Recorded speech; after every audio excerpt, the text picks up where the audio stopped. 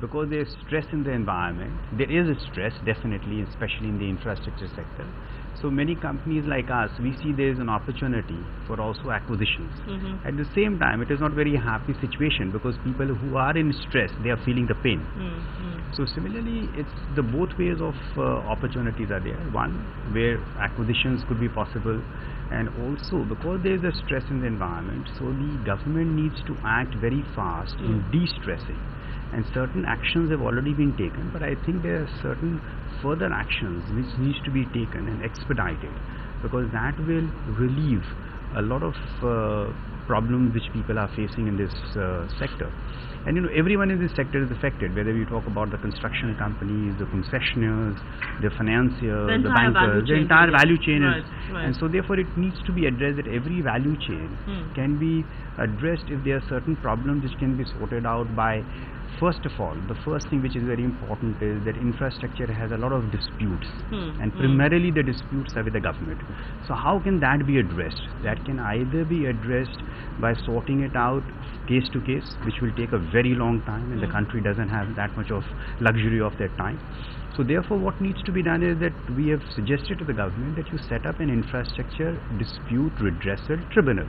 So any kind of an infrastructure dispute which is there can be redressed there immediately.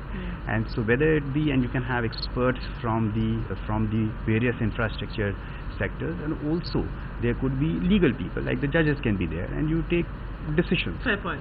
So that's one thing which will address a lot of issues. Second is on the power sector, there are issues of coal which has been addressed to a certain extent, but I think that it needs to now become a policy that if people are setting up power plants, how easily they can access coal without going through the entire rigmarole of either taking a coal mine or basically waiting for the coal linkages.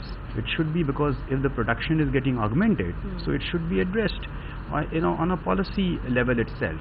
And so therefore I think that there are a lot of solutions, and simple solutions, which has to be adopted, and actions have to be taken. I will be failing in my duty if I don't ask you the question that is grabbing headlines as far as your company is concerned, and that is a possible stake sale in Viom. We're given to understand ATC is indeed in talks to buy that stake. You have a 18.5% stake there. Where are talks headed? Will we see SREI exit Viom completely?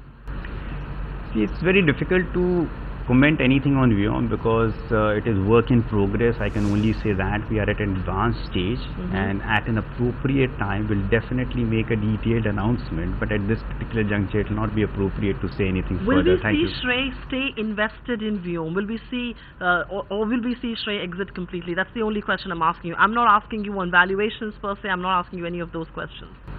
It's again a very difficult question because we may sell fully, we may stay partly. It's very difficult to say at this particular juncture. It's all a value game.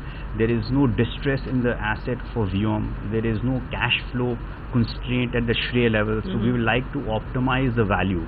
So if we see the optimization of value has taken place, partly or fully, so we'll take that path. My last question to you, sir, before I let you go, how soon do we expect that announcement to come in? I know it's work in progress and we expect that announcement to come in soon, but just to hear it from the horse's mouth, really. I think if everything goes on well, within this particular month, we hope so. Find us on Facebook at facebook.com/ETNow, and don't forget to click the like button. You can also follow us on Twitter at ETNowLive. To stay updated with all our programming, hit the subscribe button on our YouTube channel by logging on to youtube.com/user/ETNow.